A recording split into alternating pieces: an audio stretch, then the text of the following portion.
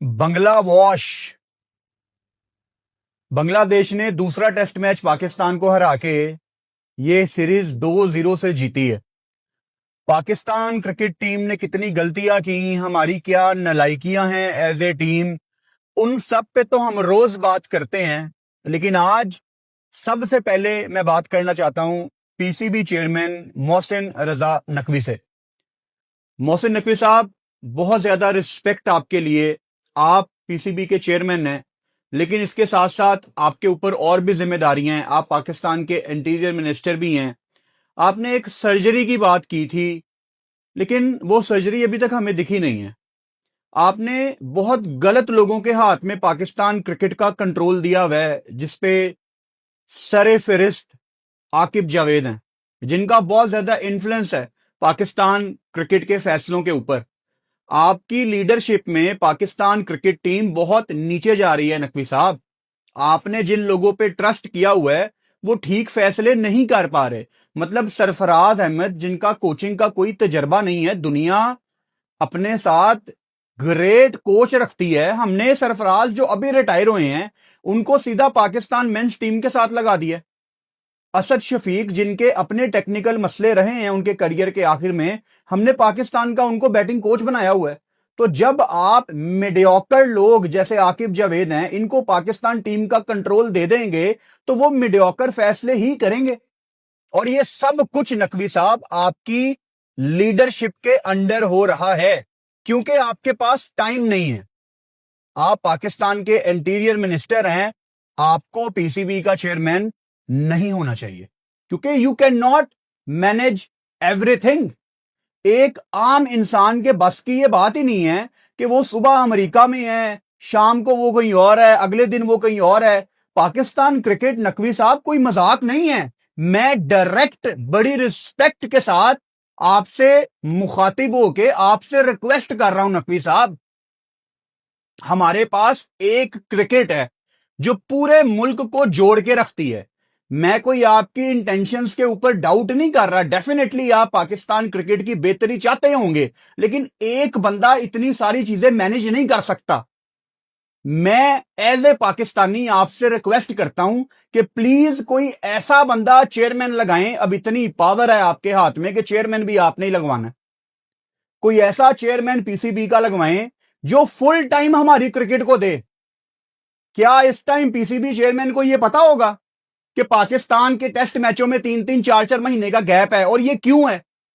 क्या चेयरमैन ने international cricket affair department के कान खींचे कि T20 वर्ल्ड कप आता है तो भाई 2 महीने का गैप कैसे आ सकता है?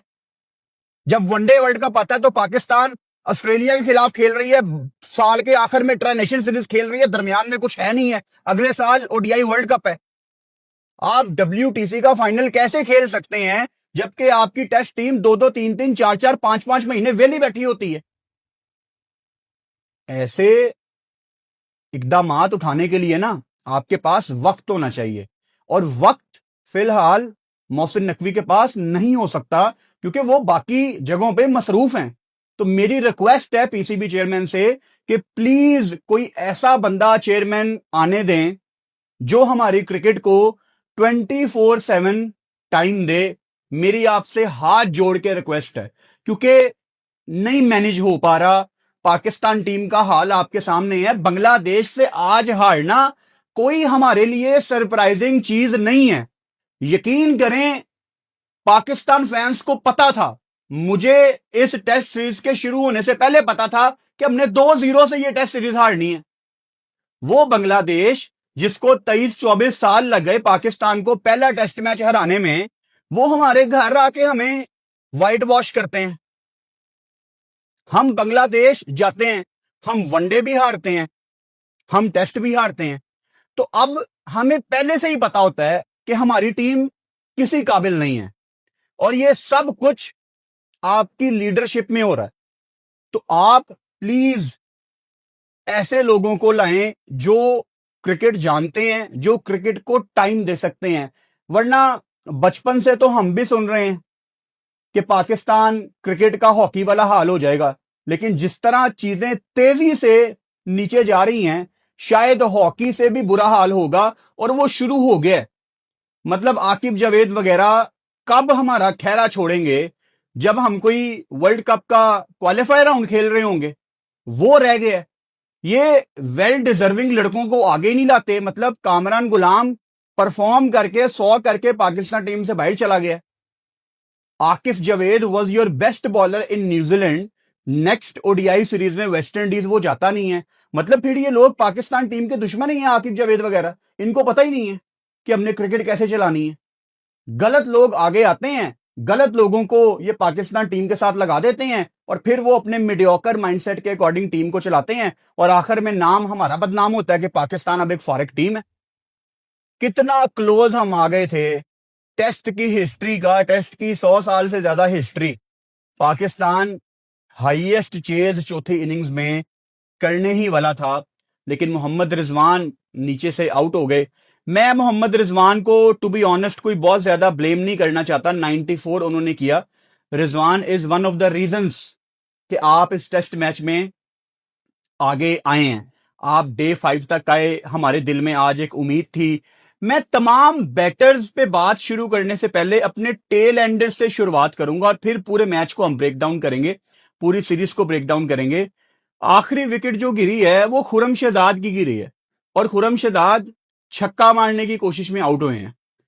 पीछे अब्बास भी आए थे, वो भी बड़ी शॉट मारना चाहते थे लेकिन नहीं लग रही थी। और आपको जीतने के लिए सिर्फ और सिर्फ 78 रन चाहिए थे। मतलब बेन स्टोक्स अगर आखिरी विकेट पे मैच जितवा सकता है तो मेरा सवाल यह है कि हमारे टेल एंडर्स का ऐसा माइंड क्यों है कि हम मैच जितवा ही नहीं सकते। ये हमारा काम ही नहीं है। हम मारेंगे तो छिक्का मारेंगे, otherwise we don't belong to this stage. ऐसा माइंडसेट है हमारे टेल एंडर्स का। मैं जो कभी किसी लेवल पे क्रिकेट नहीं खेला, मैं 2 दिन से अपनी वीडियोस के अंदर आपको बता रहा हूं कि अगर 70-80 चाहिए हुआ और टेल एंडर्स खड़े हैं तो आपके टेल एंडर्स की भी रिस्पॉन्सिबिलिटी है। लेकिन क्या टेल एंडर्स ने मैच जितवाने की कोशिश भी की? नहीं, उनको छिक्का मारना था। और यह सिर्फ खुरम शहजाद और अब्बास का कसूर नहीं है, ये पाकिस्तान की रगों में है, ये पाकिस्तान की नसों में है कि जो टेल एंडर आएगा उसको कोई परवाह नहीं है कि जीतने के लिए 60-70 चाहिए। I know it was almost impossible, but पूरा दिन पड़ा था यार, क्लाउडी कंडीशंस थी, बारिश लग सकती थी। आप कोशिश तो करें। आप अपनी विकेट प्लेट में रख के दे देते हैं हमारे टेल एंडर्स। अगर अब्बास या खुरम मैदान में आ रहे हैं, शान मसूद जिन पे भी डिटेल में मैं बात करूंगा, वो एज ए कैप्टन ऐसे परेशान होकर बैठे हुए हैं। क्या शान ने खुरम और अब्बास मैदान में जब जा रहे थे उनसे जाने से पहले खड़े होकर बात की कि खुरम अब्बास विकेट नहीं थ्रो करनी, देखो 70 स्कोर रहता है, बस 20-30 कर लो दोनों मिलके, मैच हमारे हाथों में है। बड़े कप्तान करते हैं ना। इसका मतलब क्या है कि शान को बिलीव ही नहीं था। देखो कहने को 78 रन हैं, मेरा नजरिया ऐसा है कि 70 रन चाहिए थे। 2 टेल एंडर्स थे और 10-15 तो करते, कोई जिगर गुड़ता तो दिखाते।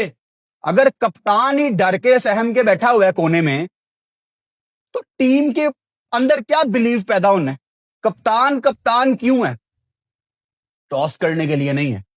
कप्तान कप्तान इसलिए है कि उसने पूरी टीम के अंदर एक बिलीव पैदा करना है कि हम जीतेंगे, हम जीत सकते हैं, हम करेंगे। कप्तान का ये मेन काम है।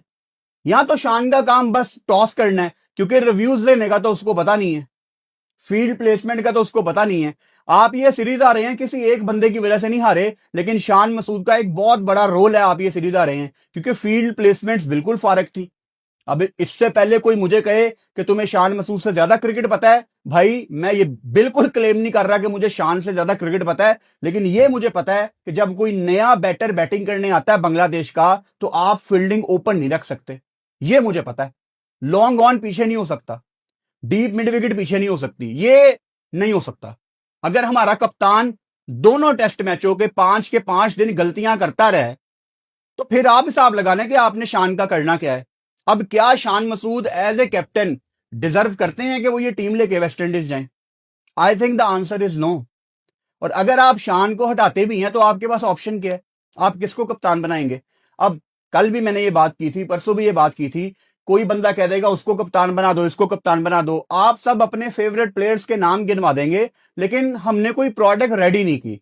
तो कोई पूछे आकिब जावेद से कि आप इतने महीनों से, इतने सालों से डिफरेंट पोजीशंस पे आते हैं, आपने कोई कप्तान ही रेडी नहीं किया। और ये कप्तान आपके तीनों फॉर्मेट में आपको नहीं पता।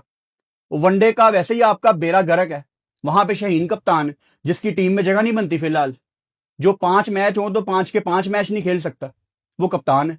जिसको डेथ ओवर्स में पता नहीं है कि मैंने कैसे बॉल करनी है, वो दूसरों से बॉल करवाएगा अब। तो आपका तो किसी फॉर्मेट में कोई है ही नहीं है तरीकाकार कि हमने कैसे जीतना है। मसला ये नहीं है कि हमें गंदी क्रिकेट टीम है, मसला ये है कि हम बेहतरी की तरफ जा नहीं रहे। उम्मीद पे दुनिया कायम है, अगर थोड़ी सी बेहतरी आपको दिख रही हो तो आप फिर भी पॉजिटिव रहते हैं कि चलो यार हम बेहतर हो जाएंगे। लेकिन ये तो बेहतरी की तरफ इनकी डायरेक्शन भी नहीं है। क्या करना है यार इस टीम का आपने, क्या करना गया इस टीम का आपने? साजिद खान नीचे उन्होंने आके उम्मीद दी, 28 रन दूसरी इनिंग्स में भी उन्होंने जोड़े और बड़े इंपॉर्टेंट रन साजिद खान ने किए हैं।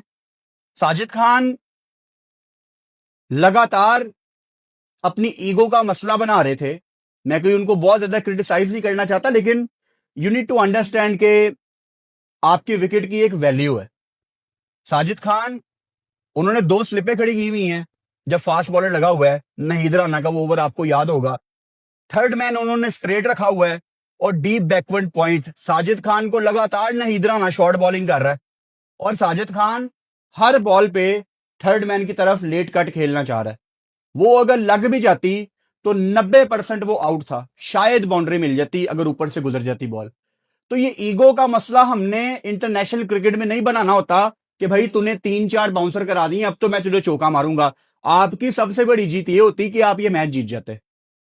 फिर उसके बाद वो ताइजुल इस्लाम को ला रहे हैं। अब साजिद को ऑब्वियसली आप ब्लेम नहीं कर सकते कि वो क्यों आउट हुआ, क्योंकि हम तो यहां पे रिजवान को ब्लेम भी नहीं कर सकते, क्योंकि एक बंदे की वजह से तो आप नहीं हारे। रिजवान का तो भाई हमें शुक्रिया अदा करना चाहिए कि उसने नीचे आके 94 रन किए हैं, क्योंकि रिजवान और आगा की नीचे से पार्टनरशिप, ऊपर बाबर और शान की पार्टनरशिप, ये वो 4 चीजें हैं, ये वो 4 फैक्टर्स हैं जिसकी बदौलत आप टेस्ट मैच में थोड़ी देर के लिए इन हुए हैं। खैर, अब इससे हमने क्या हासिल किया, क्या हमें चीजें करनी है, क्या नहीं करनी है, उस पर तो अभी मैं आऊंगा। लेकिन बांग्लादेश में तमाम लोगों को बहुत ज्यादा मुबारक हो। आज मैं देख रहा था, obviously you guys were very pumped up, और होना भी चाहिए। ये पाकिस्तानियों को बिल्कुल भी माइंड नहीं करना कि ये बांग्लादेशी इतने अग्रेसिव क्यों हो रहे हैं। भाई अगर आप ऑस्ट्रेलिया जाएंगे और आप ऑस्ट्रेलिया जाके ऐसे 2-0 से सीरीज जीतते हैं, तो आपके ख्याल से क्या आप कोई नॉर्मल सेलिब्रेशन करेंगे? भाई बांग्लादेश को 23 साल लग गए पाकिस्तान से जीतने में टेस्ट में, तो वो तो बहुत बड़ी सीरीज जीते हैं। आप उनके पर्सपेक्टिव से देखें। आपने नहीं इंग्लैंड जाके पुशअप किए थे, मतलब आप भी तो अपनी चीजें करते हैं ना जब आपका टाइम आता है। तो आज उनका टाइम है, और जब उनका टाइम है तो उनको करने दें। स्लेजिंग भी उन्होंने कल की, मुझे उससे कोई प्रॉब्लम नहीं है। हम भी फन वे में उनको रिप्लाई कर रहे थे अपनी लाइव स्ट्रीम में। लेकिन चलता है यार, इंटरनेशनल क्रिकेट है, इंटरनेशनल क्रिकेट में ये चीजें होंगी तो काफी ज्यादा टेस्ट क्रिकेट को प्रमोशन मिलेगी। क्योंकि कल वाले क्लिप्स जब इंटरनेट पे वायरल हुए होंगे तो लोगों ने ऑब्वियसली उसकी वजह से भी टेस्ट मैच की हाईलाइट्स देखी होंगी, कैसा हुआ है तो क्यों हुआ है। तो इतना हमें सीरियस नहीं होना। अच्छा, ये पूरी टेस्ट सीरीज की पाकिस्तान के पर्सपेक्टिव से जो एक सबसे डिसअपॉइंटिंग चीज थी ना, वो थी साउद शकील की बैटिंग। क्योंकि दूसरी इनिंग्स में भी साउद जिस नंबर पे, 5वें नंबर पे पाकिस्तान से बल्लेबाजी करने आए, उन्होंने सिर्फ 6 रन बनाए हैं। और अगर साउद ने 30-40 भी किए होते, जो कि एटलीस्ट साउद जैसे कैलिबर के बल्लेबाज को करने चाहिए थे, तो शायद आप इस टेस्ट मैच को जीतने के बहुत करीब आ जाते। लेकिन जितने कैजुअल तरीके से साउद ने अपनी विकेट थ्रो की है, मेरे ख्याल से मुझे उनकी जगह आगे वेस्ट इंडीज में नजर नहीं आ रही। वाइट बॉल का वैसे वो हिस्सा नहीं है। आई थिंक कामरान गुलाम आपकी टीम में आना चाहिए। ऐसा तो नहीं होगा कि आप वेस्ट इंडीज नहीं जाएंगे, वेस्ट इंडीज से तनु जाना पैना है। वेस्ट इंडीज तो आपने जाना है भाई। अब आपने क्या चेंजेस करने हैं, किसको लेके जाना है, किसको निकालना है, वो सिर्फ आपको सर जोड़ के सोचना पड़ेगा। लेकिन मसला ये है ना कि हमारे जो सर जोड़ के सोचने वाले लोग हैं, मुझे उनके ऊपर भी ट्रस्ट नहीं है। आकिब जावेद से बहुत ज्यादा मुझे डिसअपॉइंटमेंट है, उनके फैसले, अब वो जितना मर्जी कहें कि ये तो मेरा काम नहीं है, वो तो मेरा काम नहीं है, सारे के सारे फैसले आकिब जावेद के हैं, उनका इन्फ्लुएंस है, उनसे पूछे बगैर पाकिस्तान क्रिकेट में परिंदा पर नहीं मार सकता। जिस क्रिकेट टीम का कोच सरफराज अहमद हो, and I love Sarfaraz as a player, I have nothing against him, मुझे बड़ा पसंद है, वो दलेर बंदा है, लेकिन हेड कोच बनने में फिलहाल बहुत टाइम था। सैफी, आप अंडर 19 के साथ काम करते, एमर्जिंग के साथ काम करते, बच्चों को सिखाते, मेंस टीम के साथ काम करना एक एक प्राउड की बात है। आप जिंदगी में 10-15 साल रगड़ा खाते हो कोचिंग में, फिर जाके आपको इंटरनेशनल मेंस टीमें मिलती हैं। लेकिन यहाँ पे, अच्छा असद, तू बड़ा वेला बैठा होता है एसी वाले कमरे में, चल पाकिस्तान का कोच लग जाके। अजहर महमूद, तेरे 3-4 महीने रहते हैं मुफ्त के पैसे, चल पाकिस्तान का कोच लग। सरफराज अच्छा काम कर रहा है अंडर 19 के साथ, सीनियर टीम के साथ काम करेगा, ये चल रहा है। तो जब आप इतने कॉम्प्रोमाइज और गलत फैसले करेंगे तो पाकिस्तान टीम कैसे परफॉर्म कर सकती है? देखो, ये ना कलेक्टिव फेलियर है। एक तो आपकी टीम का तो फेलियर है, लेकिन नीचे एक पूरी मैनेजमेंट है जिन्होंने इस टीम को तैयार करना है, इस टीम को खिलाना है, वो है पाकिस्तान क्रिकेट बोर्ड, और वो कुछ नहीं कर रहे। आप देखें, मैं आपको पीएसएल के दौरान बता रहा था कि पाकिस्तान ये दोनों टेस्ट मैच हारेगा, और उसके पीछे कोई ये हमारी बैड विशेष नहीं है, हमारी ये कोई बददुआ नहीं है कि पाकिस्तान दोनों टेस्ट मैच हारेगा। नहीं भाई, तैयारी जमीन आसमान का फर्क है व्हाइट बॉल और रेड बॉल में। आपकी जो रेड बॉल है, इससे बहुत ज्यादा एजेस निकलते हैं। क्यों निकलते हैं? क्योंकि टाइम के साथ सॉफ्ट होती है, इसकी तैयारी ही अलग है। आप आधे लड़के आपके 2 मई को जा रहे हैं पीएसएल अपनी खत्म होने के बाद, बाकी फाइनल के बाद जा रहे हैं। तो जब आप पाकिस्तान सुपर लीग से सीधा मुंह उठा के बांग्लादेश चले जाएंगे टेस्ट सीरीज खेलने, तो आपको क्या लगता है कि आप कोई इतनी अच्छी क्रिकेट टीम है कि अभी आप 3 दिन पहले T20 खेल रहे थे, अब बगैर वार्म अप के, बगैर प्रैक्टिस के आप सीधा जाके पहला टेस्ट मैच जीत जाएंगे? ऐसा नहीं होना था। और आपको जाने से पहले पता था कि बांग्लादेश ने आपको किस तरह की पिचेस तैयार करके देनी है। उनकी पिक्चर्स की फोटोज भी आ रही थी, ढाका में उन्होंने ग्रीन ट्रैक रख दिया है वगैरह वगैरह। उन परसों भी बात कर रहा था मैं स्ट्रीम में कि अब तो जितना कहा जा सकता था इस टीम के बारे में वो कहा जा चुका है। मतलब कोई बंदा हेडलाइन लिख देता है कि पाकिस्तान क्रिकेट टीम का जनाजा निकल गया, Pakistan cricket team rest in peace, Pakistan cricket team अब किसी काबिल नहीं है। मैं खुद ये लाइनें लिख लिख के थक गया हूं। घटिया परफॉर्मेंस, गंदी परफॉर्मेंस, मतलब अब कुछ रहा ही नहीं है कि इनको क्या कहा जाए। एक तो क्रिकेट बोर्ड की जो गलतियां हैं, गलत लोगों को टीम के साथ निकालना, इनकी प्रॉपर तैयारी ना करवाना, वो चीजें तो अपनी जगह कायम है, लेकिन इनकी भी as a team, as a unit एक जिम्मेदारी है जिसको ये ठीक तरीके से नहीं निभाते। अब आप एज एन इंडिविजुअल हमारे बॉलर्स को देख लो, क्या पाकिस्तान की फास्ट बॉलिंग एक्सपोज हुई है बांग्लादेश टूर पे? और क्या पाकिस्तान की फास्ट बॉलिंग इससे पहले एक्सपोज होती रही है? इन दोनों सवालों का जवाब हाँ है कि होती रही है। तो फिर आपने उसको ठीक करने के लिए एज ए प्लेयर क्या किया, या एज ए बोर्ड क्या आपने साउथ अफ्रीका में आइडेंटिफाई नहीं किया जो आपकी होम सीरीज थी टेस्ट की, कि नहीं यार हमसे नहीं हो 12 टेस्ट में, हमें तगड़े फास्ट बॉलर रखने हैं। टेस्ट मैच में एक बहुत बड़ा डिफरेंस आपकी पेस बॉलिंग थी। आप टेस्ट सीरीज अगर हारे हो ना, उसकी 3-4 मोटी मोटी रीजंस हैं। एक रीजन ये है कि पाकिस्तान के पास 145-150 वाले बॉलर्स नहीं थे। नहीद राना 150 को टच करता रहा, तस्किन अहमद 135, 136, 137, 140 पे आता रहा, इबादत इनसे तेज बॉल कर रहा था। तो उन्होंने किया ना। शरफुल इस्लाम अगेन 140 को टच करता है, 134, 135, 141, 142। आपके बॉलर्स बिल्कुल फारिग थे। वो नहीद राना को देखो जो कि बांग्लादेशियों के लिए एक इंस्पिरेशन है। मैं बता बता के आपको थक गया हूं कि वो दिन के पहले घंटे में आता है 145, दोपहर को आता है 146, शाम को आता है 150। वो थकता ही नहीं है। मेरा तो पैगाम है बांग्लादेश को, प्लीज नहीद राना को एनओसी देना छोड़ें, ये पीएसएल वगैरह के ये छोड़ें यार इसको। ये एसेट है आपके लिए, इसका सेंट्रल कॉन्ट्रैक्ट तगड़ा करें, इसको ज्यादा पैसे दें, इसको कप्तान जितने पैसे दें, ये आपके फास्ट बॉलर्स की एक इंस्पिरेशन है भाई। बांग्लादेश में लाखों बच्चों ने नहीद राणा को देख के तेज बॉल डालना शुरू कर दी है, वो इंस्पिरेशन है भाई। ये पीएसएल वगैरह के चक्कर में नहीद राणा को जाया ना कर देना। हमारा क्या है, हमारी तो क्रिकेट वैसे ही बर्बाद है। आप लोग राइज पे हैं तो प्लीज अपनी क्रिकेट की खुद परवाह करें। ये मैं बड़ा सिंसियर होकर मशवरा दे रहा हूं, क्योंकि हम तो तरस गए हैं कि हमें कोई ऐसा क्रिकेटर मिले जिसको देख के एक जनरेशन क्रिकेट खेलना शुरू करे। हमारे पास ऐसे क्रिकेटर नहीं है। अब आपके पास एक आ गया है, उसको संभाल के रखो। ये लीगों के चक्कर में अपने क्रिकेटर्स को जाया ना करना। पैसे बढ़ाओ इनके, मजीद इनके सैंडल कॉन्ट्रैक्ट तगड़े करो ताकि आपका फ्यूचर आगे सिक्योर हो। शान मसूद, मुझे अभी तो नहीं पता क्योंकि अभी अभी मैच खत्म हुआ है। अभी जब वीडियो बना रहा हूं पाकिस्तान में सुबह 11 बजे का टाइम है, अभी 20-25 मिनट पहले मैच खत्म हुआ है। आई होप के पाकिस्तान आने से पहले आप अपनी कप्तानी से रिजाइन करें। और again, chairman PCB needs to realise कि उनकी मसरूफियत की वजह से जिन लोगों पे उन्होंने ट्रस्ट किया हुआ है, they are not good enough. माजी में पाकिस्तान क्रिकेट बोर्ड में ऐसे ऐसे चेयरमैन रह चुके हैं जिनको इतवार वाले दिन भी काम करना पड़ता था। अच्छा, ये पाकिस्तान क्रिकेट बोर्ड ना एक कॉर्पोरेट वर्ल्ड की तरह काम करता है। सैटरडे संडे छुट्टी होती है जब मैच नहीं होता। लेकिन मैंने ऐसे भी चेयरमैन यहां पे देखे हैं, मिसाल के तौर पे नजम सेठी वगैरह, जो एक ग्राफिक डिजाइनर के साथ भी इन टच होते थे ईमेल पे कि ये लोगो कैसा बना है, मुझे दिखाओ, मुझे लूप में लो।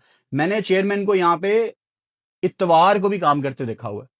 तो आपको ऊपर से ऐसे लोग चाहिए एक्सक्यूज मी, जो हर टाइम अवेलेबल हो क्रिकेट के लिए, क्योंकि ये चलते फिरते आप क्रिकेट को मैनेज नहीं कर सकते।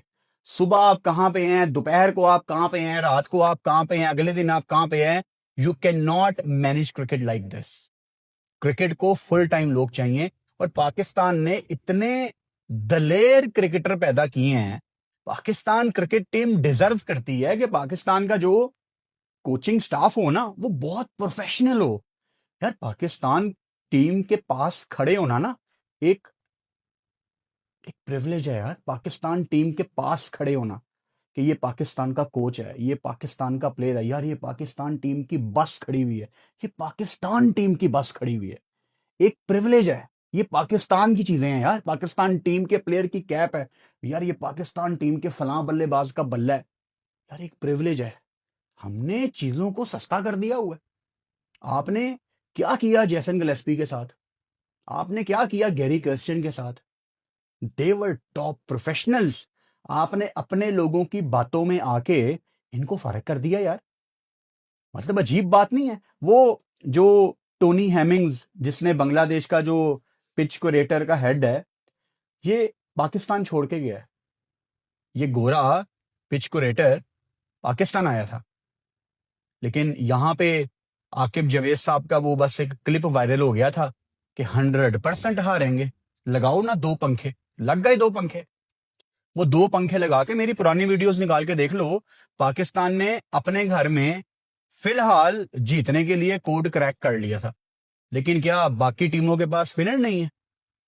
जब वेस्ट इंडीज ने हमसे बेहतर स्पिनर डाला, उन्होंने हमें लटा दिया। बांग्लादेश आई, आपसे बेहतर स्पिनर है उनकी टीम में। हम तो साजिद नुमान ने एट टाइम्स थोड़ी सी ठीक बॉलिंग की है, लेकिन क्या इस टेस्ट सीरीज में साजिद नुमान, ताजुल इस्लाम और मेहदी हसन मिराज से बेहतर बॉलिंग करके गए हैं दोनों टेस्ट मैचों में? इसका जवाब है नहीं। इसका मतलब क्या है कि आपने 2 पंखे लगा के, स्क्वायर ड्राई करके, पिच को ड्राई करके, विकेट को इतना फारक कर दिया कि उसको धूप लगे, वो खुले, कि साजिद और नुमान वहां पे किसी से पकड़े नहीं जा रहे थे। आप फॉर्मेलिटी के लिए एक फास्ट बॉलर डालते थे, वो भी एक आधा ओवर करवाता था, और बाकी पूरा दिन साजिद नुमान दूसरी टीमों को लटा लटा के आउट करते थे। जैसे ही आप पाकिस्तान से बाहर निकले, आप एक्सपोज हो गए हैं। तो क्या वो स्ट्रेटजी थी आपकी आकिब जवेद साहब, जो बाद में पाकिस्तान के काम ही नहीं आई? इस पिच में, सिलत में, विकेट को बहुत कम धूप लगी है, तीसरे दिन थोड़ी सी ज्यादा धूप लगी है, इसके क्रैक्स नहीं खुले, लेकिन मट्टी बांग्लादेश की थी। उतना ही स्पिन हुआ जितना उस पिच में नेचुरली मौजूद था। विकेट ने किसी किस्म की कोई एक्स्ट्रा हेल्प नहीं की, जैसे आप विकेटों को पाकिस्तान में हेल्प निकलवा लेते हैं, ऐसा कुछ नहीं हुआ था। तो यहां पे जिसके अंदर जितना स्किल था उसने उतना निकालना था उस पिच से, और वो बांग्लादेश को पता था अपनी कंडीशंस का। आप अगर बेहतर प्लानिंग से, बेहतर तैयारी से जाते तो आप ये टेस्ट मैच जीत सकते थे, आप पिछला टेस्ट मैच भी जीत सकते थे। लेकिन दोनों मैचों में आपकी सिमिलर गलतियां थी, कप्तानी में मसले, बैटिंग में मसले, आपके पेसर्स ने उस तरह up to the mark perform नहीं किया, स्पेशली पिछले गेम में जहां पे आपको थोड़ी ज्यादा सपोर्ट मिल रही थी। आपके ड्रॉप कैचेस, आपके रिव्यूज, लिटन दास का review is not one and only reason, it is definitely one of the reasons कि इस टेस्ट मैच में आप पीछे गए हैं। फिर सबसे बड़ी बात, आपके सीनियर्स के जब सर पे पड़ी ना, जैसे दूसरी इनिंग्स में बाबर, शान, आगा, रिजवान, इन्होंने काफी बेहतर क्रिकेट खेली। लेकिन कब, जब सर पे पड़ गई कि भाई सीरीज हार जाएंगे, परफॉर्म करना पड़ेगा, शान साहब को डर था कप्तानी का। लेकिन पिछली 3 इनिंग्स में आपके सीनियर्स उस तरह से नहीं खड़े हो पाए। आप देखें मुशफिकुर रहीम, उनके विकेट कीपर, इस टेस्ट मैच में उनका कितना इंपॉर्टेंस हुआ है। मेहदी हसन मिराज को देख लें, लिटन दास को देख लें, वो जो लिटन दास आपको स्लेजिंग करता है ना, वो कर सकता है भाई। भाई अगले ने 100 लगाया हुआ है, बंगला वॉश किया उन्होंने पाकिस्तान को। हिस्ट्री में पहली दफा उन्होंने बांग्लादेश के अंदर सीरीज हराई है, और बांग्लादेश पाकिस्तान के अंदर भी आके पहली दफा सीरीज जीती। वो कर सकते हैं, ऐसा उनको अलाउ है। आपका तो स्टैंडर्ड अब ये रह गया कि आप जहां भी जाते हैं, you guys are not the favourites, और आप उसको एक्सेप्ट करने के लिए भी रेडी नहीं है। अब आगे आपने वेस्ट इंडीज जाना है। वेस्ट इंडीज देखना, मेरा नहीं ख्याल कि ये कोई बेहतर प्लानिंग के साथ जाएंगे। अब ये वेस्ट इंडीज का फैसला है कि वेस्ट इंडीज ने आपको बुला के अपनी एक प्रैक्टिस मैच अरेंज की हुई है, उनके लोकल लड़के आपके साथ खेलेंगे, आपका उसमें कोई लेना देना नहीं है। आपकी तो वही पुरानी हरकतें हैं कि हम जो सीधा व्हाइट बॉल खेल रहे हैं, वहां से उठ के हम टेस्ट मैच खेलने जाएंगे और जाके हम अच्छी क्रिकेट खेलेंगे, ऐसा नहीं होता। वेस्ट इंडीज आप जाएंगे, क्या चेंज करते हैं, अभी दूर है वो सीरीज। अब पाकिस्तान के लड़के ये कल सारे वापस आ जाएंगे, और फिर पाकिस्तान में ईद की तैयारी है। 27 को ईद है, और ईद के तीसरे दिन 30 मई को पाकिस्तान ऑस्ट्रेलिया का पहला वनडे मैच है, जिसके लिए आपकी टीम बस अगले 2-3 दिनों में अनाउंस हो जानी चाहिए। वैसे तो मैं कहता हूँ आजकल में ये अनाउंस कर दो, पाकिस्तान फैंस है ना डिस्ट्रैक्ट हो जाएंगे, भूल जाएंगे। वैसे भी कोई यहाँ पे टेस्ट के बारे में सीरियस ही नहीं है। मैं वीडियो के आखिर में यही कहूंगा कि पाकिस्तान के हारने का अब कोई खास दुख नहीं होता। दुख उन चीजों का होता है जो कभी कभार हों, इनका रोज का ही है। तो इट्स न्यू नॉर्मल प्रोबेबली। काश हमारी क्रिकेट ठीक करने वाले लोग हमारी क्रिकेट का हिस्सा बन जाएं। ये थी आज की वीडियो। अब क्योंकि टेस्ट मैच खत्म हो गया, तो नो लाइव स्ट्रीम्स। हमने दोनों टेस्ट मैचों में लाइव स्ट्रीम की है। It was a good experience for me. 7-7 घंटे हम लाइव बैठे हैं। आप सबका शुक्रिया। आपका इंटरेस्ट टेस्ट मैच में पाकिस्तान सुपर लीग से बहुत ज्यादा था, ये देख के मुझे बड़ी खुशी हुई है। अब जब तक पाकिस्तान का टेस्ट मैच शुरू नहीं होता, रोज रात को 7:30 बजे हमारी वीडियो आएगी। इसका मतलब है कि कल रात को 7:30 बजे, जो हमारा नॉर्मल टाइम है पाकिस्तान टाइम के मुताबिक, 7:30 बजे एक नई वीडियो में आपसे मुलाकात होगी। Have a good day.